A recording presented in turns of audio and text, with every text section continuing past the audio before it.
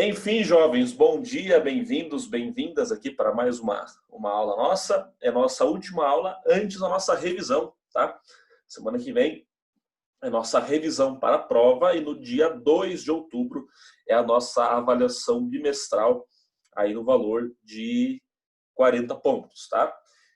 Peço desculpas para vocês, eu não consegui corrigir a tarefa 4 ontem à noite, eu estou com uma demanda alta de coisas aí, minha mesa tá virada uma bagunça aqui, é pasta, é caderno, é apostila, é nota, é blusa, é livro, é caneta, tudo.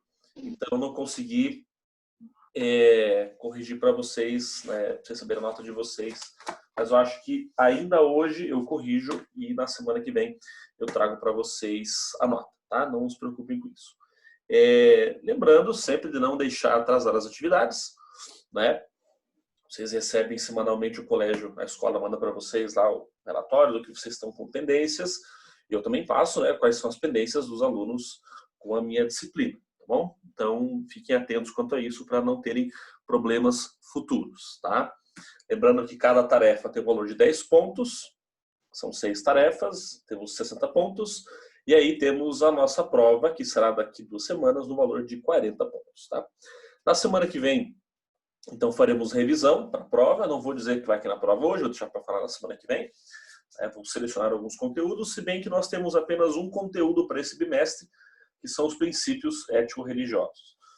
E aí, na semana que vem, a revisão, no dia 2 a prova. No dia 2, não precisa nem responder chamada lá no Zoom, no Classroom, tá? Porque no dia 2, a chamada vai ser a própria prova. Por quê? No dia 2, dia da prova, ela não ficará mais disponível o dia todo como eu fazia antes, quando a aula era 50%. Já falei isso para vocês, né? Como a aula agora é 100% da carga horária normal, então vocês terão das 8h50 até 9h35 para fazer a prova de vocês, tá bom? Não ficará o dia todo a prova. Se alguém perder, porventura, aí terá que justificar para mim ou para a Eliane, né, por que aconteceu de perder a prova, que aí a gente vê o que nós podemos fazer, tá? E aí, quem atingir nota acima de 70, de 70 para cima, está na média, e quem não atingir 70, daí fará depois a provinha de recuperação, mas eu espero que todos alcancem a média bimestral aí tranquilamente, beleza? Alguma dúvida quanto ao nosso processo aí de notas, de tarefas, de avaliação? Alguma dúvida, alguma questão que vocês tenham? Eu já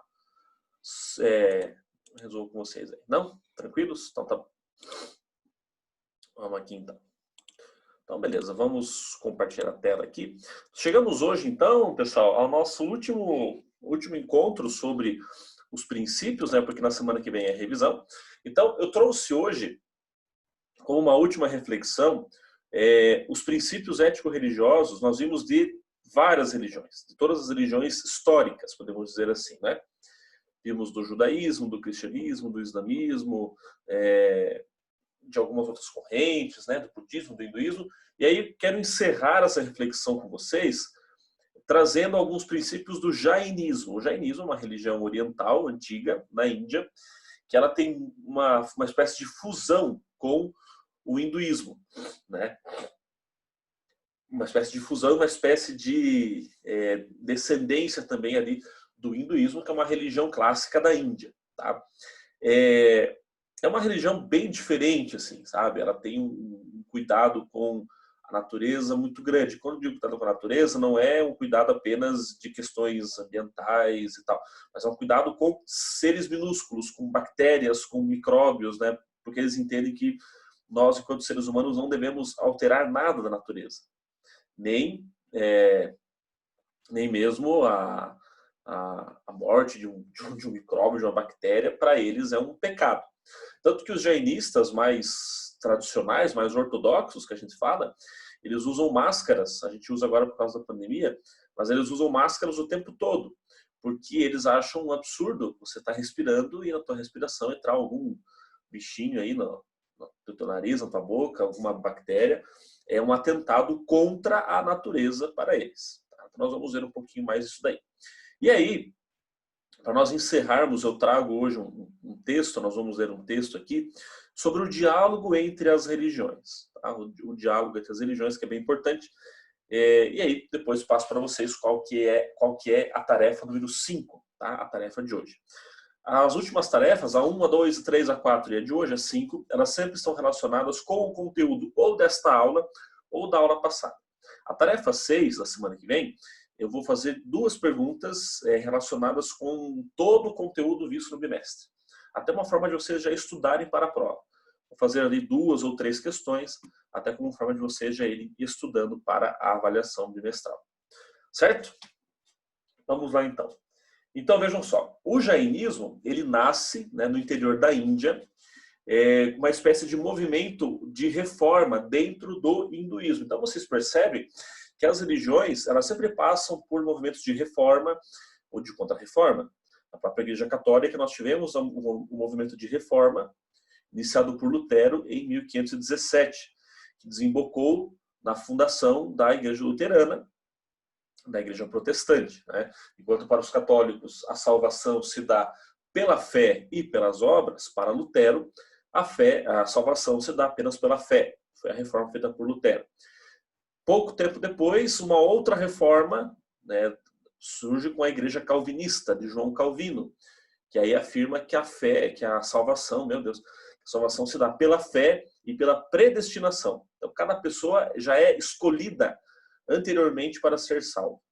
Então temos uma tríade, né, um trio assim de ideias de salvação. Pela fé e pelas obras na Igreja Católica, pela fé somente na Igreja Luterana e pela fé e pela predestinação na Igreja Calvinista. Essa reforma feita pelo Lutero, talvez vocês tenham estudado isso em história já, essa reforma feita por Lutero, lá em 1517, desemboca na criação das igrejas evangélicas. Não, na época de Lutero, não era ainda como temos hoje, exemplo, algumas igrejas pentecostais, neopentecostais, e de outras, com outras características. Na época era um protestantismo até um pouco semelhante com a Igreja Católica. Se vocês forem, não sei se algum de vocês aí é praticante dessa religião, mas se algum dia vocês forem numa igreja luterana, vocês vão perceber que ela se assemelha muito a uma igreja católica. Tem um altar, tem a mesa da palavra, tem até, em algumas, temos até imagens de santos, né? E temos o culto, a celebração do culto, né, da palavra, e até a Santa Ceia, semelhante à celebração da Eucaristia. Então, a reforma trouxe esses elementos, né? E também, em outras religiões, acontecem movimentos de reforma também, como foi o caso do hinduísmo.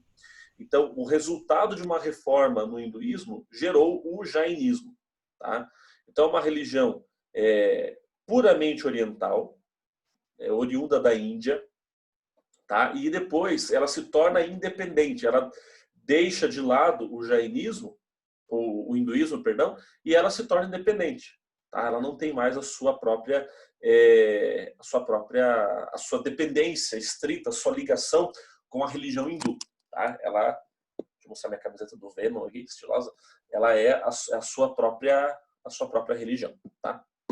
Essa semana, só contando para vocês, está sendo diferente para mim dar aula para vocês hoje, porque na outra escola que eu trabalho, tem uma professora de terceiro ano do fundamental, ela está afastada por 15 dias. Aí me convidaram para substituí-la, né? Então eu vou ficar 15 dias com eles. E é uma diferença, porque na turma de terceiro ano, eles falam o tempo todo, meu Deus do céu. E aí você não consegue avançar com o conteúdo. Aí eu lembro que na segunda eu tive aula com eles de tarde, e na terça com o nono ano, lá na outra escola que eu trabalho, né? Aí eu falei, gente, que diferença, né? Ontem eles o tempo todo falando, porque ali se você fala assim, galera, vamos ver aqui agora sobre, lá em ciências, né, sobre a luz solar. Vamos ver sobre a luz solar. Aí um já fala, professor, eu tenho óculos de sol. Aí o outro já fala, o meu é do Ben 10, o meu é não sei de quem, o meu é não sei do que. Eles usam uns vocabulários assim, novos, umas palavras que eu nem conhecia. Essa semana eu já aprendi o que acho que é hype que fala, hype, hippie, uma coisa assim, né? Que tá na alta, uma coisa assim, né? Aprendi uns vocabulários novos aí. Uma galeria que tem 8 anos. Veja só como são as coisas, né?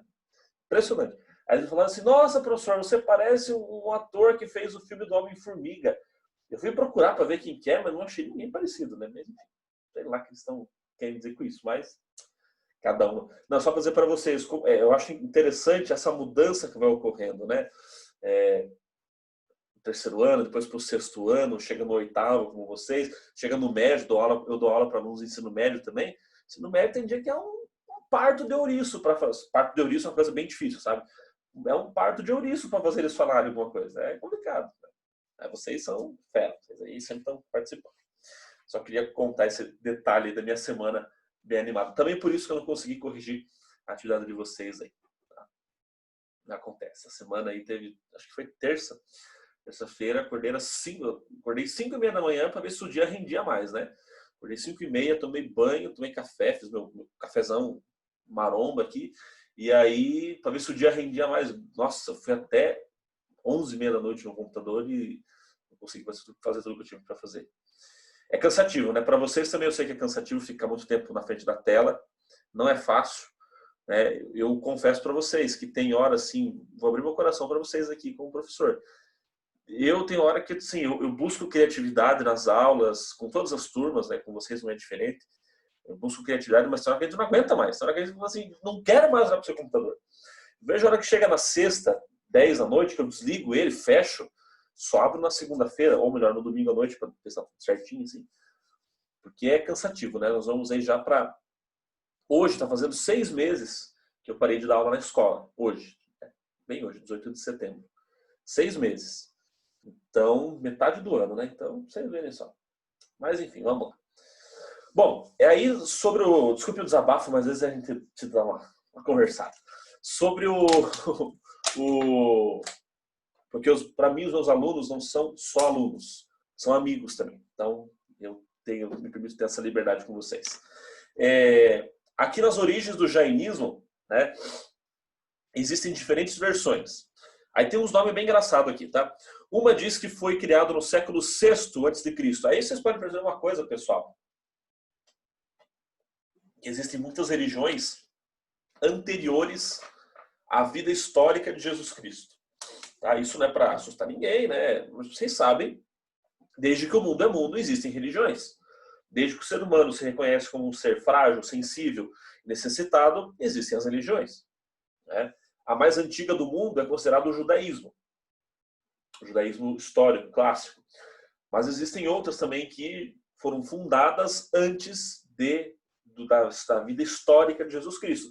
Isso muda a crença para quem é cristão? Não muda em nada. Continua acreditando. Eu, no caso, sou cristão católico, não muda em nada. Apenas muda o reconhecimento de que já existiam outras religiões na época também. Tá? Já existiam outras religiões na época.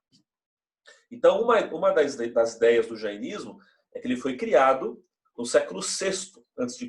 Então, 600 anos antes da existência, do nascimento de Jesus Cristo, quando começaram a acontecer algumas profecias já sobre a vinda do Messias, do Filho de Deus. Alguns dizem que o fundador do jainismo foi Vardhamana, conhecido como Mahavira. Outra tradição afirma que surgiu no século IV a.C. com Parsvanatha. Ambos receberam o título de Jaina, ou seja, vencedor. E aí vem o nome, né? Jainismo é a religião dos vencedores. O jainismo tem uma visão não teísta e prega que a libertação, a chamada moksha, depende do esforço do ser humano e não da intervenção das divindades. O princípio jainista de ahimsa, ou ahimsa, difere um pouco do budismo, porque compreende que todos os elementos da natureza, incluindo pedras, vento, água, são considerados seres vivos. Um exemplo disso é o animismo, né? O animismo tinha essa ideia, nós já vimos isso, o animismo tinha essa ideia de que os seres da natureza, tudo aquilo da natureza, tinha já uma alma, né? Então, por ter esta alma, deveria ter um respeito. Então, primeiro reparem nisso aqui, o jainismo tem uma visão não teísta. Então, é uma religião que quase não tem uma crença em Deus. Professor, que estranho, como que é isso? Então, o budismo também é assim, eu já falei para vocês, né? O budismo não é uma religião de uma crença divina. Tá? Porque para os budistas o Buda não é Deus. Ele é apenas um grande filósofo, um grande sábio que transmitiu seus ensinamentos ao longo dos tempos. Essa é a ideia do budismo. Agora, no jainismo é algo semelhante também. Tá? No jainismo tem essa visão não teísta que vai pregar essa libertação. É uma libertação que a alma tem que fazer do corpo. Aí a gente vê, como em algumas religiões, a relação corpo e alma ela é muito forte e ela é muito contrária. Né? O corpo ele serve como um habitáculo da alma e nada mais. Né? O corpo não é nada mais do que um habitáculo da alma. Serve apenas para isso, o corpo, mais nada. Isso até na filosofia antiga, com Platão, no ensino médio vocês vão melhor explorar isso daí. A filosofia antiga, o Platão dizia que a alma ela é superior ao corpo. Então a alma ficava presa ao corpo, numa situação presa ao corpo durante o tempo de vida, e depois essa alma era libertada. Na morte acontecia a libertação da alma, né? Como tinha naqueles desenhos animados antigos que o personagem morria e a alma saía assim como se fosse uma fumaça. Então a ideia dualista do Platão era mais ou menos isso. Então a pessoa morria, esperava vir a sua morte para daí sair a sua alma do corpo, a alma ser evaporada do corpo, digamos assim. Só para vocês entenderem, eu já retorno aqui, o símbolo do jainismo é um símbolo muito interessante. Deixa eu abrir aqui. Este símbolo aqui. Talvez esse símbolo do meio vocês reconheçam de algum lugar. Né? Ah, professor, é um símbolo nazista? Não, não é um símbolo nazista. O símbolo, né, quando o nazismo toma para si esse símbolo, eles meio que viraram de lado assim um pouquinho a suástica. Mas a suástica é um símbolo do hinduísmo e do jainismo. É um símbolo oriental. Ela tem um significado importantíssimo para os jainistas. Foi um símbolo que foi usurpado pelo nazismo. E hoje você fazer um símbolo desse em qualquer lugar é uma apologia ao nazismo, né? Tem que tomar um certo cuidado.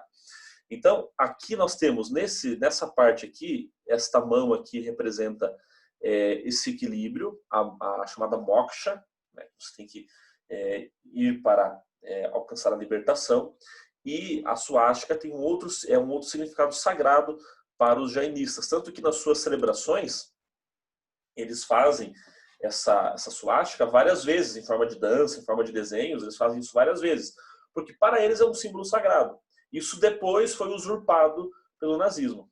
Né? Foi depois usado com um significado completamente diferente. Mas não foi o Hitler que fez daí? Não foi ele que criou esse símbolo? Na cadeia? Ele tomou esse símbolo do... na verdade, sim, dizem que ele criou, mas é um símbolo que já existia. Já existia numa outra religião. O que o Hitler fez, ele deu uma viradinha assim no jainismo, ele é reto. Ele é reto assim.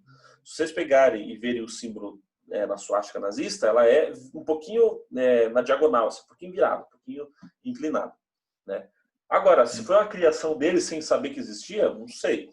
Mas já existia esse símbolo antes. Né? E com outro significado, nada a ver com o horror que foi o nazismo na Segunda Guerra Mundial. Bem diferente. A gente vê assim como alguns símbolos religiosos são, às vezes, usurpados, que as pessoas às vezes nem sabem, nem imaginam, né?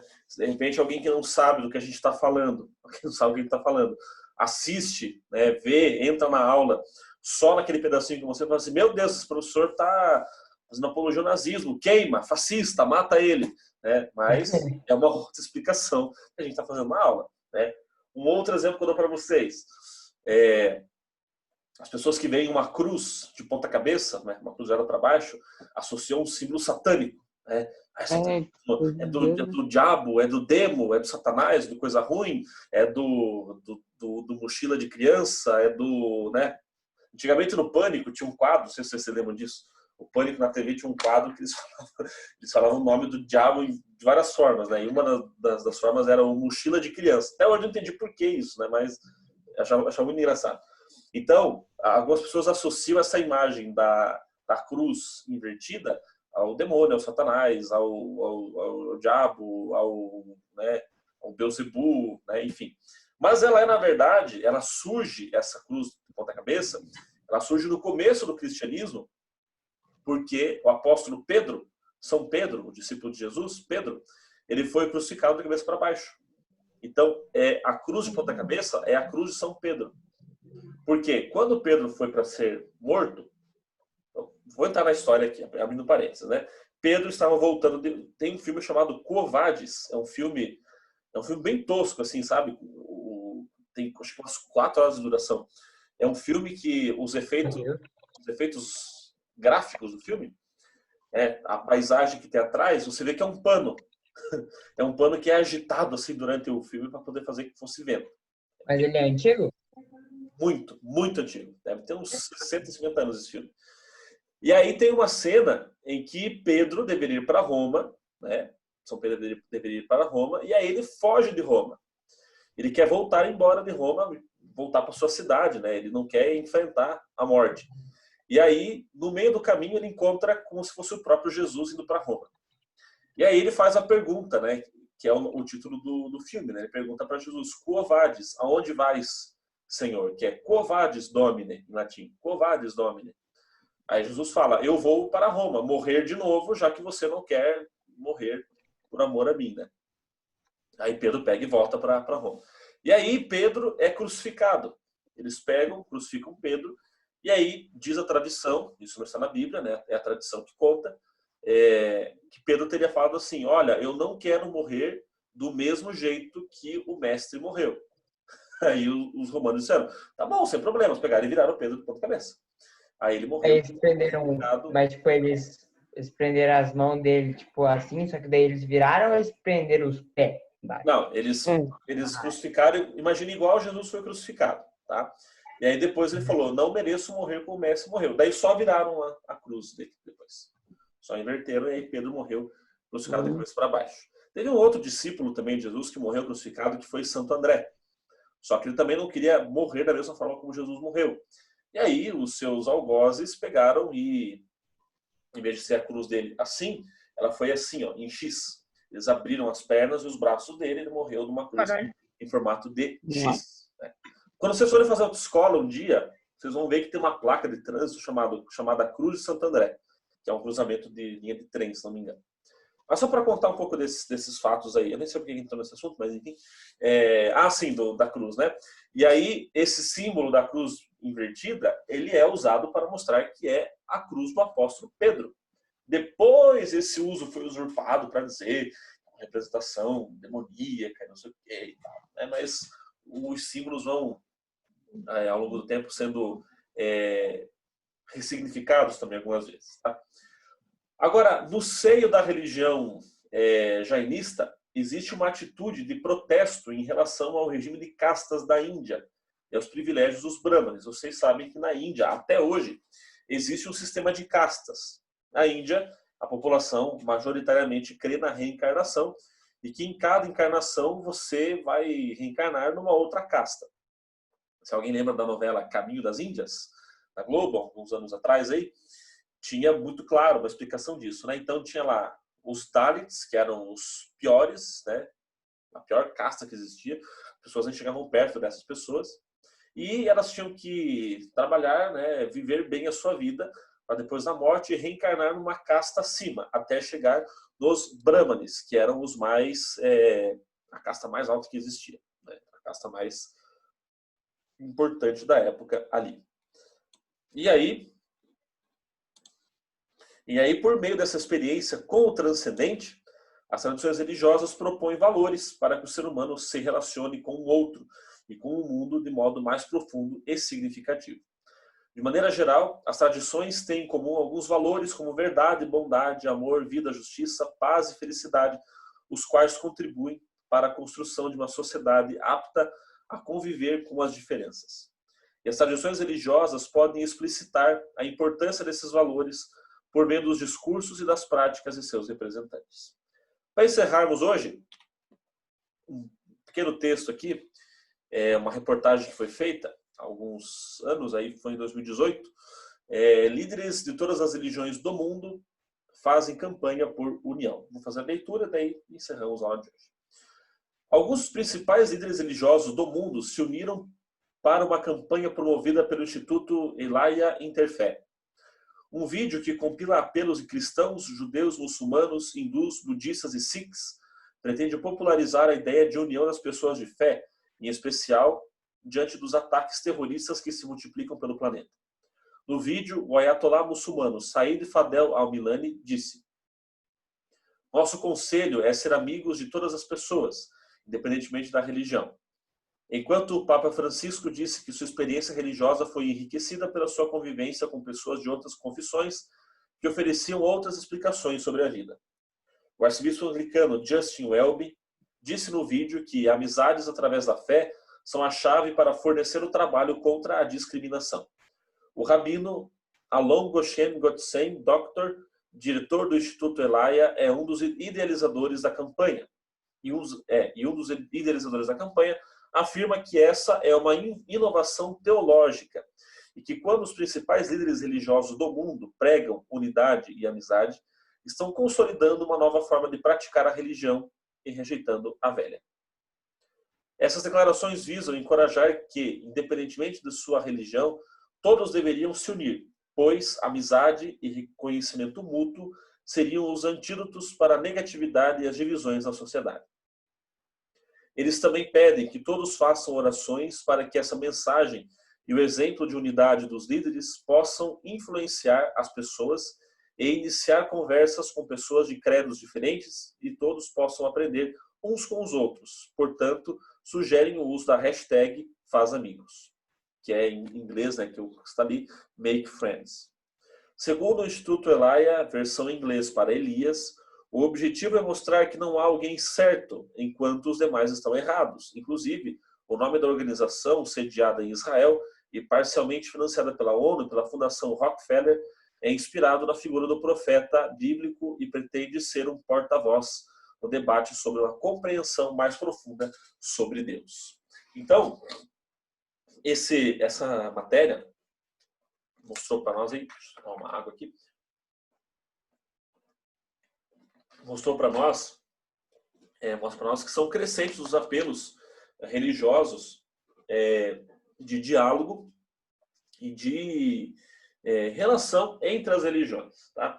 Então, encerrando esse conteúdo que estamos vendo sobre os princípios ético-religiosos nas religiões, a questão do diálogo, da comunhão entre as religiões é muito importante de nós entendermos. Tá? E antes de qualquer princípio ser visto, ser analisado, o princípio de respeito, o princípio de relações, o princípio de igualdade, ele é muito importante também para as religiões. Ok? Beleza. Vamos lá para o Class 1, ver a tarefinha de hoje. Deixa eu só assumir aqui o negócio que estava vendo. Estamos aqui. Vamos entrar no nosso glorioso Class 1 agora.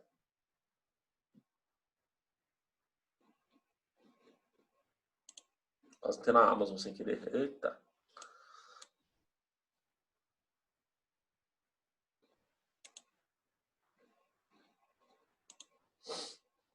Não se esqueçam de responder a chamada, tá? Até 3h30 para responder a chamada. Respondeu depois, já era. Muito bem. Acho que nós já comentamos sobre essa tirinha em alguma aula, se eu não me engano. Observe a tirinha a seguir e responda as questões. Letra A. Identifique, vamos ver a tirinha, né? O que tem nesse recorte de jornal, Manolito? As cotações do mercado de valores. De valores morais, espirituais, artísticos, humanos? Não. Os que servem para alguma coisa. Então, o Manolito está sendo bem irônico aqui, né? A Mafalda é uma personagem argentina, né? Tá sendo bem, a ironia está bem grande aqui, porque a Mafalda entende como valores, né? Valores morais, espirituais, artísticos, humanos. E para o Manolito, ele tá se referindo a valores que servem para alguma coisa. Sendo irônico, né? Então, para ele, esses valores aqui, que ela fala aqui na tirinha, não servem para nada. Os valores que servem para alguma coisa são valores financeiros, valores econômicos, valores de dinheiro. Responda as questões a seguir. Letra A. Identifique os valores mais importantes para a sociedade atual, segundo a tirinha. Letra B. Você concorda com a ideia de que os valores morais, espirituais, artísticos e humanos não servem para muita coisa? Justifique a ironia da tirinha. Ok? Podem iniciar agora, são 9h23, temos aí 6 minutos ainda. Podem começar aí a fazer essa tarefinha. A gente continua aqui também no Class 1. Ok? Podem começar a tarefa de vocês aí. Eu já fiz. Fez? Hã? Maravilha.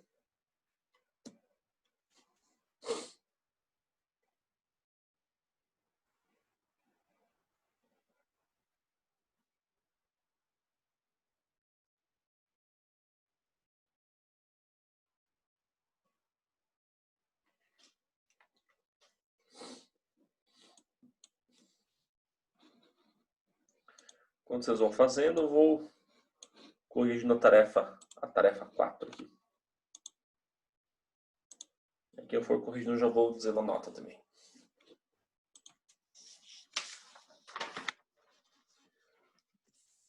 Vamos lá. 17 respostas, tem gente que não fez ainda, que beleza. Até imagino quem seja.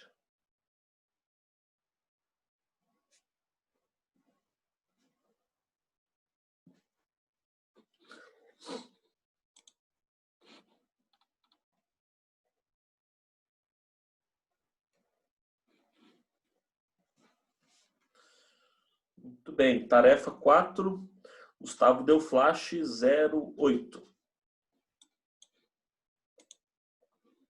Rauan, vamos ver aqui. Rauan, nota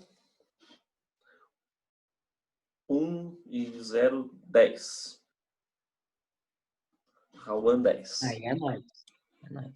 É nóis, é? É nóis. Arthur Rocha Bonfim.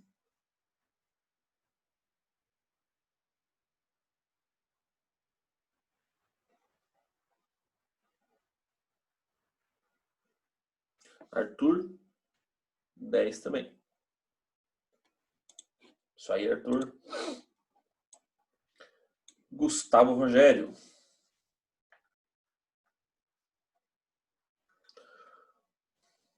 Gustavo Rogério, nota 10 também.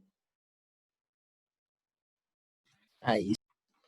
Eu não sabia que você é irmão da Cássia, do 6º ano. Descobri semana passada. É? Aham.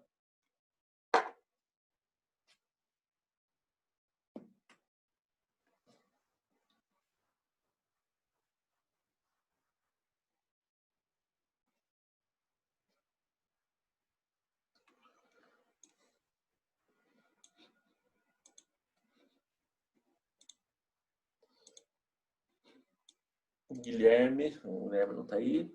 Davi.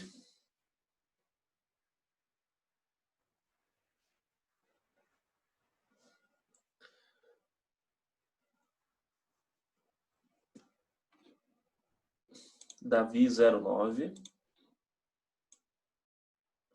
Mateus. Mateus 10.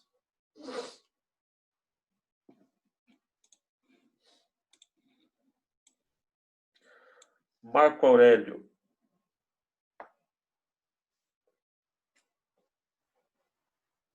Marco Aurélio 09.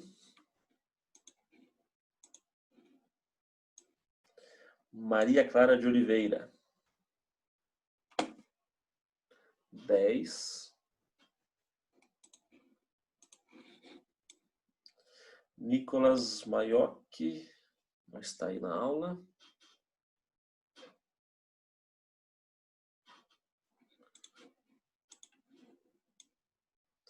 Leonardo. Ah, Leonardo apareceu.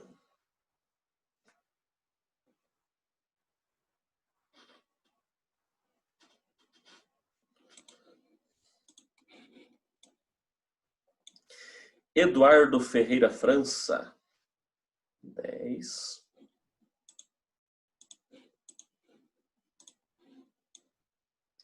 Maria Clara Araújo. 10 também. Lígia. 10 também.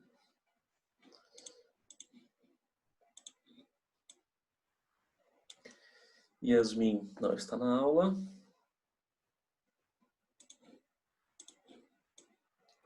Milena. Milena. 10. e Daniel 09. Ok. Então, assim, né? Quem ainda não fez a tarefa 4, que eu não corrigi ainda, não recebi ali ainda a sua tarefa número 4, Ana Júlia, Henrique, Rafael e William. Isso. Isso mesmo.